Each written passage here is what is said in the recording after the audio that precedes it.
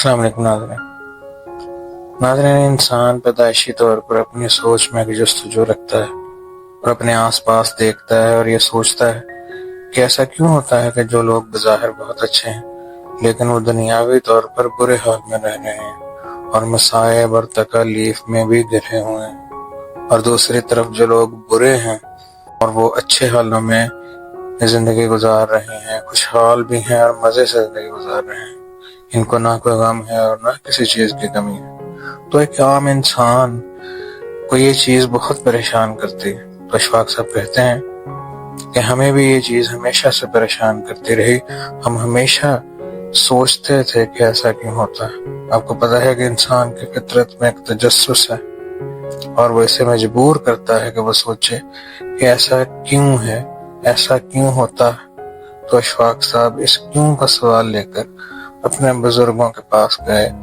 وہ بابا جی جن کے پاس اکثر جایا کرتے تھے، لیکن انہوں نے بھی اس کا کوئی خطر کو جواب نہیں دیا۔ لیکن اشفاق صاحب کہتے ہیں کہ جستجو میرے اندر تھی، اس سوال کو ان کے آگے دہراتے رہتے تھے، اور پھر ایک دن ان بزرگوں نے کہا کہ دیکھو، ایک فعل الہی ہے، اللہ کا امر ہے، اور ایک احکام الہی ہے جو اللہ تعالیٰ نے ہمیں حکم دیا ہے، جو احکام ہے جو اللہ تعالیٰ نے ہمیں کرنے کو کہا ہے۔ تو آپ کی توجہ احکام الہی کی طرف ہونی چاہیے، نہ کہ فعل الہی کی طرف۔ اللہ جانتا ہے کہ اسے کیا کرنا ہے، اس کی حکمت سب سے بڑھ کر ہے، اور وہ جانتا ہے کیا چیز ٹھیک ہے کیا چیز غلط ہے۔ جب ہم اس میں دخل دینے کی کوشش کرتے ہیں تب گڑبڑ ہوتی ہے۔ تو اشفاق صاحب کہتے ہیں کہ ہم اس چیز کے عادی نہیں تھے، اس جواب کی توقع نہیں کر رہے تھے، اور ہمیں یہ بات بڑی عجیب لگی۔ لیکن آہستہ آہستہ ہمیں یہ بات سمجھ آنا شروع ہو گئی۔ ہم نے جب اس زاویے پر سوچنا شروع کیا، ہمیں یہ احساس ہوا کہ یہ بات تو ٹھیک ہے۔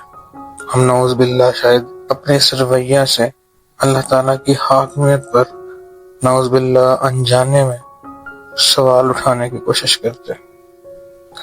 تو اشفاق صاحب کہتے ہیں کہ جب میں نے اپنے سوچنے کے زاویہ کو تبدیل کیا اور اپنے بزرگ کی بات پر عمل شروع کیا تو چیزیں بہت واضح ہونا شروع ہو گئیں۔ اور اشفاق صاحب ایک اور بات کہتے ہیں، اور یہ بڑی ہی اہم بات ہے۔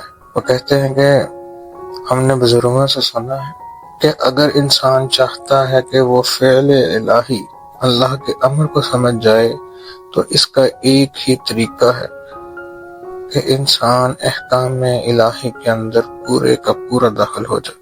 اور جب احکام الہی کے اندر انسان داخل ہو جائے گا تو آہستہ آہستہ اس کو فعل الہی کی بھی سمجھ آنا شروع ہو جائے گی۔ پھر وہ اس سوال کا جواب بھی حاصل کر سکے گا کہ ایسا کیوں ہوتا ہے۔